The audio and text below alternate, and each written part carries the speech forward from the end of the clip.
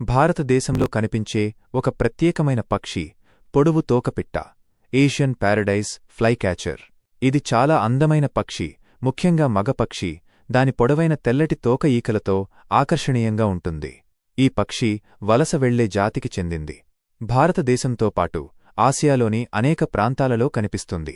దీని అందమైన రూపం కారణంగా దీనిని తరచుగా స్వర్గపు పక్షి, బర్డ్ ఆఫ్ ప్యారడైజ్ అని పిలుస్తారు.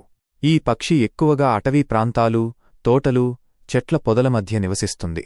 ఇది గాలిలో ఎగిరే చిన్న పురుగులు, కీటకాలను వేటాడి ఆహారంగా తీసుకుంటుంది. ఈ పక్షులు చాలా చురుకుగా ఉండి తమ ఆహారాన్ని వేటాడే విధానం చూడటానికి ఆసక్తికరంగా ఉంటుంది.